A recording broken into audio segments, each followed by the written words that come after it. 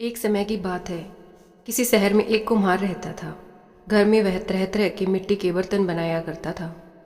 उसका काम अच्छा चल रहा था तथा अपने शहर में उसने अच्छी पहचान बना ली थी।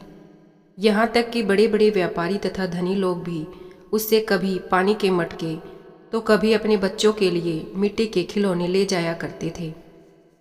इस तरह उस कुम्हार के दिन अच्छी तरह से बीत रहे थे। एक समय की बात है। कुम्हार ने रोज की तरह मिट्टी के ढेर सारे कच्चे खिलौने तथा मटके बना रखे थे। वे अभी पूरी तरह से तैयार नहीं थे, इसीलिए उसने आंगन में धूप में सुखाने के लिए वे सभी बर्तन रख दिए। उसने सोचा, जब तक बर्तन सूख रहे हैं मैं अपना काम निपटा लूं। ये सोचकर वह किसी काम से शहर से बाहर चला गया। वह अपना काम खत्म करके अपने घर की ओर लौट ही रहा था कि अचानक मौसम खराब हो गया और जोरों की बरसात शुरू हो गई। अब तो कुम्हार को अपने बर्तनों का ख्याल आया और मारे डर के उसका दिल जोर जोर से धड़कने लगा। वह जल्दी जल्दी अपने घर की ओर भागा, लेकिन जब तक अपने घर पर पहुंचा तब तक सारे बर्तन बारिश में भीगने के कारण खराब हो चुके थे। उसका काफ़ी नुकसान हो चुका था और उसके पास इतने पैसे भी नहीं बचे थे कि वह फिर से सारा सामान बनाने के लिए मिट्टी खरीद सके। उसने अपने दोस्तों से धन मांगा, लेकिन सभी ने मना कर दिया। वह निराश होकर अपने घर लौट आया। वह शहर से कुछ मील दूर एक गांव था जिसमें एक बड़े प्रसिद्ध साधु रहा करते थे। उसने सोचा कि उन्हीं साधु के पास चला जाए तथा उनसे इस समस्या के समाधान का हल पूछा जाए। ये सोचकर वह उस गांव के लिए निकल पड़ा। अभी वह कुछ दूर ही चला था कि उसे एक बड़ी सी नदी दिखाई दी। वहां पर एक नाविक अपनी नाव लिए बैठा था। कुम्हार ने उससे नदी पार कराने के लिए कहा। यह भी कहा कि उसके पास धन नहीं है और वह प्रसिद्ध संत के यहाँ अपनी समस्या का हल ढूंढने के लिए जा रहा है। यह सुनकर नाविक तैयार हो गया, किंतु उसने एक शर्त रखी। नाविक ने कुम्हार से कहा कि उन साधु को मेरा प्रणाम कहना और पूछना कि मेरी आमदनी बहुत कम होती है, जिस कारण मैं अपने परिवार का भरण पोषण नहीं कर पाता।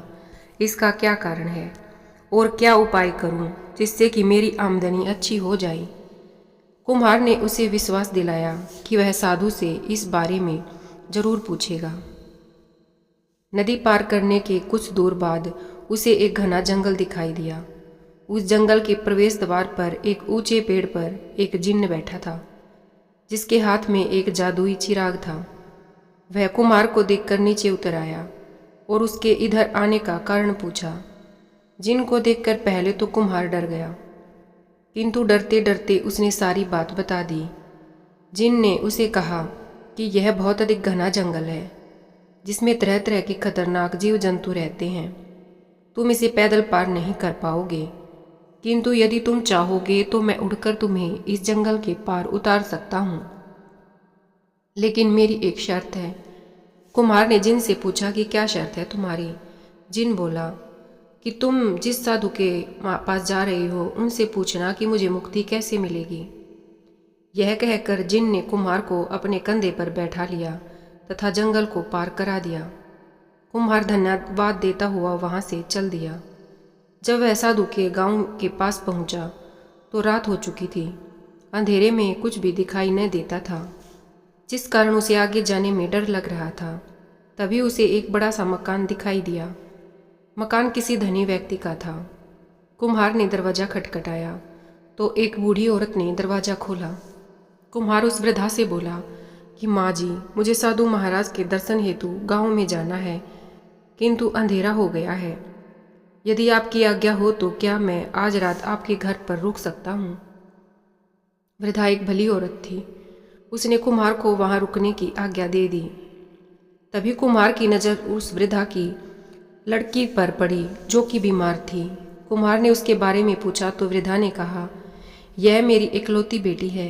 यह सदा ही बीमार रहती है। काफ़ी इलाज कराया लेकिन कोई फायदा नहीं हुआ। कुछ देर रुककर वह वृद्धा बोली, तुम तो प्रसिद्ध साधु महाराज के पास जा ही रही हो, यदि हो सके तो मेरी बेटी कैसे ठीक होगी, इसका उपाय पूछ लेना। मैं वृद्ध हो चुकी हूँ, इसलिए वहाँ न जा पाऊंगी।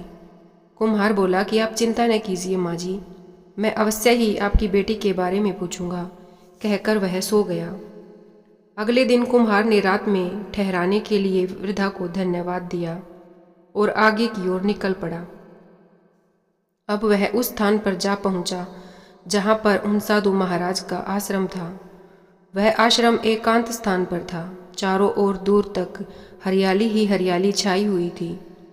हरे भरे पेड़ों से चारों ओर से घिरा वह आश्रम मन को बड़ी शांति प्रदान करने वाला था। इतने में वे साधु के पास पहुंचा।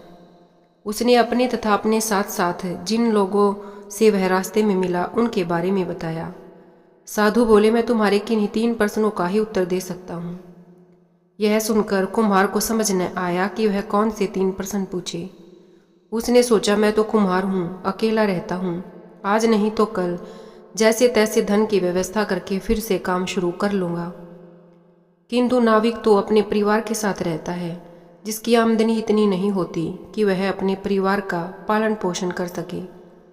और वह जिन जो कि पता नहीं कितने वर्षों से मुक्त होना चाहता है, तथा साथ ही साथ वह वृद्धा जिसकी पुत्री बीमार है। वृद्धा के बाद उसकी बेटी की कौन संभाल करेगा। कुम्हार ने निश्चय लिया कि वह अपने बारे में न पूछकर उन तीनों की समस्या के बारे में पूछेगा। साधु ने उन तीनों प्रश्नों के उत्तर उसे दे दिए तथा उसकी दूसरों के प्रति भावना देखकर वह बहुत खुश हुए तथा उसे आशीर्वाद भी प्रदान किया। साधु को कुम्हार ने प्रणाम किया और वहां से चला गया। सबसे पहले वह नाविक से मिला तथा उसे साधु के उत्तर के बारे में बताया कि तुम रोज नदी से मछलियां पकड़कर मारकर परिवार के साथ खाते हो, उसे छोड़ना होगा। नाविक ने ऐसा ही किया। उसने मछलियों को मारना बंद कर दिया। अब से वह केवल यात्रियों को नदी को पार कराने का कार्य करने लगा और देखते ही देखते उसकी आमदनी में बढ़ोतरी होती गई। इससे प्रसन्न होकर नाविक ने कुम्हार को बहुत सा धन प्रदान किया। अब वह कुम्हार उस जिन के पास पहुंचा। कुम्हार उससे बोला, तुम जब तक अपने हाथ में यह चिराग रखोगे तब तक मुक्त नहीं हो सकते। मुक्त होने के लिए तुम्हें चिराग छोड़ना पड़ेगा। जिन ने ऐसा ही किया और तभी वहां पर एक रोशनी निकली और जिन्न तथा चिराग दोनों ही उस रोशनी में गायब हो गए और मुक्त हो गए। अंत में वह उसी वृद्धा के घर आया और बोला, आपकी बेटी तभी ठीक हो सकती है जब उसकी शादी किसी परोपकारी व्यक्ति से कर दी जाए। वृद्धा ने सोचा कि ऐसा परोपकारी वर्ग उसे कहाँ से मिलेगा। यही सोचकर उसी कुम्हार से अपनी बेटी का विवाह कर दिया। कुछ दिन बाद वृद्धा की बेटी बिल्कुल ठीक हो गई तथा कुम्हार और लड़की दोनों सुखपूर्वक रहने लगे। इस प्रकार उन साधु के आशीर्वाद तथा कुम्हार की भलाई से सभी का जीवन खुशहाल हो गया।